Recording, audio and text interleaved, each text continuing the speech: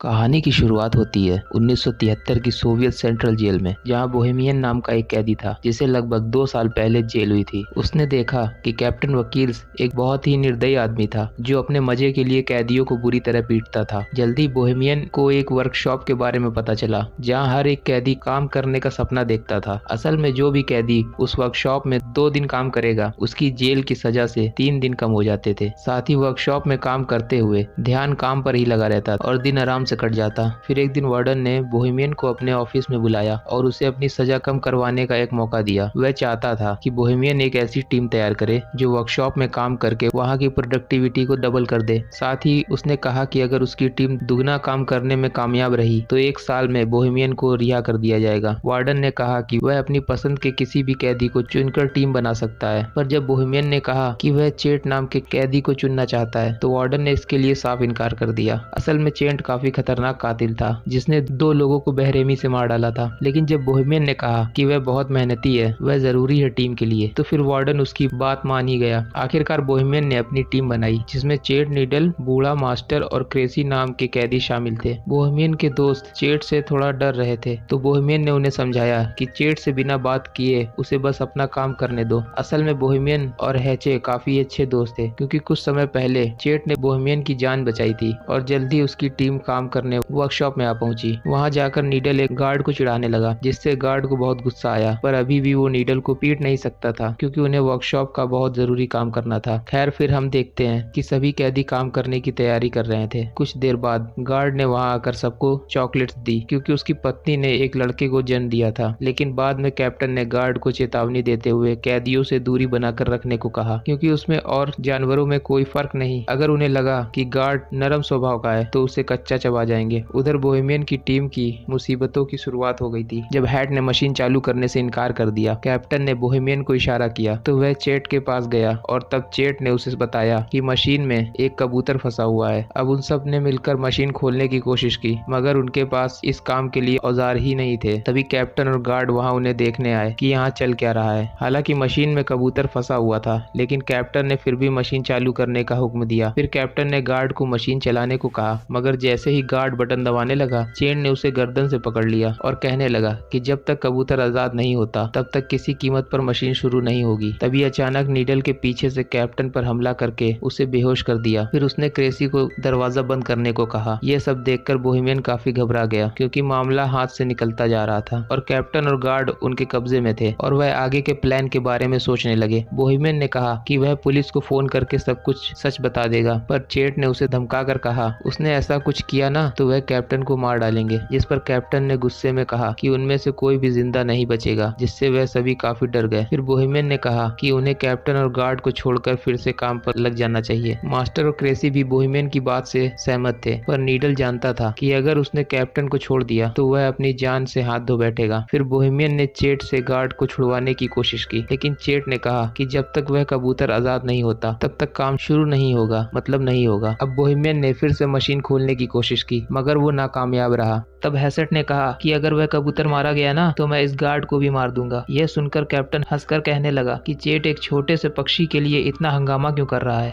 फिर उसने चेट के मरे हुए भाई का मजाक उड़ाना शुरू कर दिया, जिसके बाद चेट गुस्से में कैप्टन को मारने दौड़ा मगर फिर बाकी कैदियों ने जैसे तैसे उसे शांत किया। अब बोहेमियन जानता था कि जल्दी जेल के बाकी गार्ड्स वहां आते ही होंगे, इसलिए उसने प्लान बनाया कि वह कैप्टन और गार्ड्स को रिहा कर देंगे ताकि बदले में वह भी सही सलामत जेल वापस जा सके। खैर, कुछ ही देर में गार्ड्स आकर दरवाजा खटखटाने लगे। तभी कैप्टन ने चिल्लाकर उन्हें सारा हाल बता दिया। बोहेमियन ने दरवाजे पर जाकर अपनी बात कही, पर तभी गार्ड्स बाहर से दरवाजे को खोलने लगे। फिर एक गार्ड गाड़ी में बैठकर बाकी गार्ड्स को बुलाने चला गया। उधर बूढ़े मास्टर ने कहा कि वह बाहर जाकर गार्ड से बात करेगा। फिर वह हाथ खड़े करके दरवाजे से बाहर निकला तो एक गार्ड ने उस पर बंदूक तान दी। फिर अचानक उस गार्ड ने बिना किसी बात के ही गोली चला दी, जिससे मास्टर की मौके पर ही मौत हो गई। जब बोहेमियन और उसके साथियों को इसका पता चला तो बोहेमियन ने गुस्से में कंट्रोल यूनिट ही तोड़ डाला, जिससे दरवाजा फिर से बंद हो गया। फिर कुछ समय बाद जेल वार्डन और एम्बुलेंस वहां पहुंच गए। वार्डन ने कहा कि वह उन कैदियों से बात करके मामला सुलझाना चाहता है। वार्डन ने पुलिस वालों को दूर भेजने की कोशिश की ताकि कैदी डरकर कोई गलत कदम न उठा ले, मगर पुलिस चीफ तो वहां से हिलने को तैयार ही नहीं था। उधर कैदियों की टोली अंदर ही फंसी हुई थी और उन्हें कुछ समझ नहीं आ रहा था कि क्या करे। फिर बोहेमियन ने कैप्टन को पानी पिलाया और कहा कि उन्हें दरवाजा खोलकर खुद को पुलिस के हवाले कर देना चाहिए, पर क्रेसी ने कहा कि उन सबका भी हाल होगा जो बूढ़े मास्टर का हुआ। तभी चेट ने भी धमकी देते हुए कहा कि अगर उनमें से किसी ने भी दरवाजा खोला तो वह गार्ड और कैप्टन को जान से मार देगा। फिर अपना अपना देख लेना। तुम लोग आखिरकार सबको समझ आ गया कि अगर उन्हें इस मुसीबत से जिंदा बचना है तो उन्हें उस कबूतर को जिंदा बाहर निकालना होगा। इधर पुलिस चीफ ने वार्डन से कहा कि उसे 1 घंटा दिया जाता है, उतने में मामला सुलझाना होगा, वरना फिर पुलिस को जबरदस्ती अंदर घुसना ही पड़ेगा। तब वार्डन ने एक माइक्रोफोन के जरिए कैदियों से बात की और उसने कहा कि भाई देखो, कैप्टन और गार्ड को छोड़ दो, इसी में तुम्हारी भलाई है। वार्डन ने उन्हें विश्वास दिलाने की कोशिश की, उन्हें कुछ भी नहीं किया जाएगा और इस हरकत को बस वह एक गलती मानकर भुला देंगे। तब बोहेमियन ने इस बार फिर से मशीन खोलने की कोशिश करने की सोची और साथ ही उसने कैप्टन से चाबी लेकर चेट को जंजीरों से रिहा कर दिया।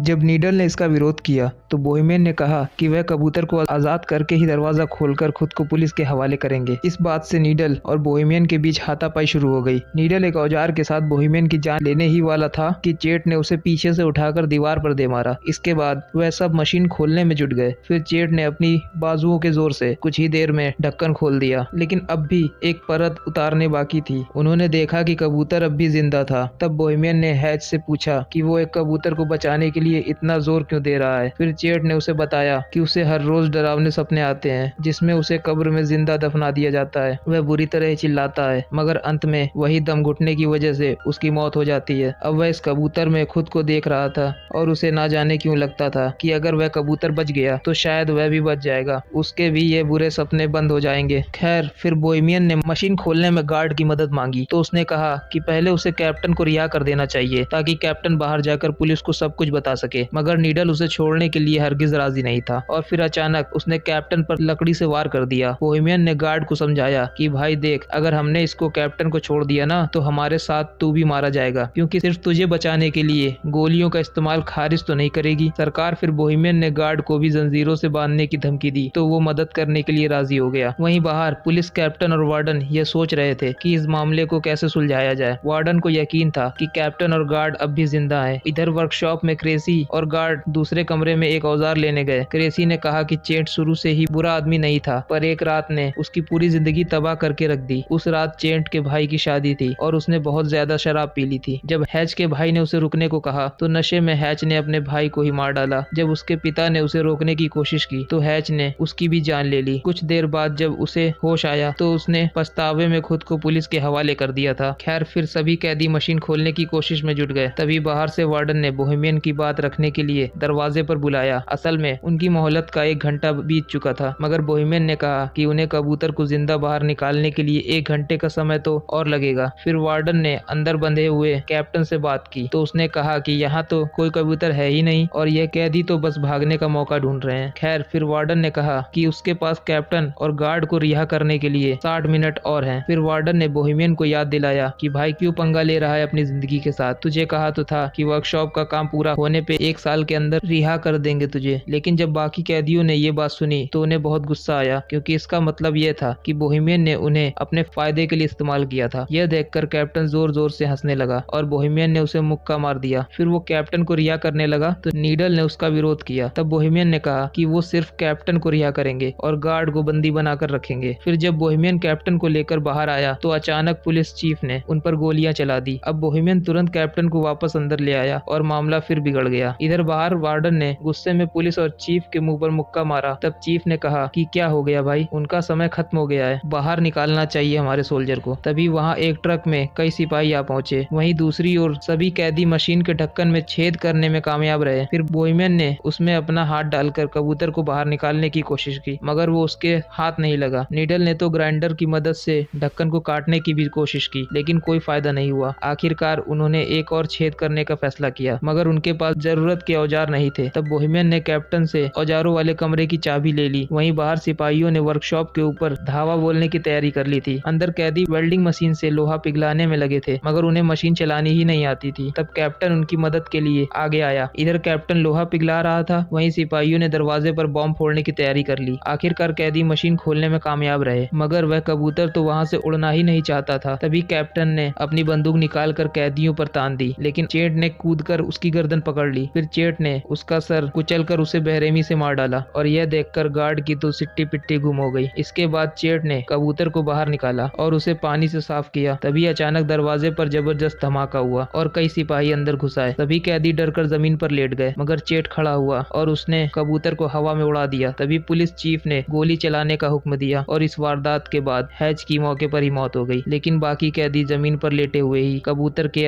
आजाद होने की खुशी मनाने लगे। पुलिस चीफ ने उन्हें भी मारने की कोशिश की, मगर पीछे से गार्ड ने उसे रोक दिया। गार्ड ने झूठ कह दिया कि हैच ने उन सबको बंदी बना रखा था और इसी वजह से कैदियों को बिना किसी सजा के वापस जेल भेज दिया गया। बोहेमियन और उसकी टीम के लिए चेट हीरो बन गया और वहीं कबूतर को आजाद करते ही चेट की जिंदगी का मकसद पूरा हो गया और वह चल बसा। तो क्या आपके हिसाब से हैट ने सही किया? कमेंट्स में जरूर बताना। मिलते हैं अगली वीडियो में।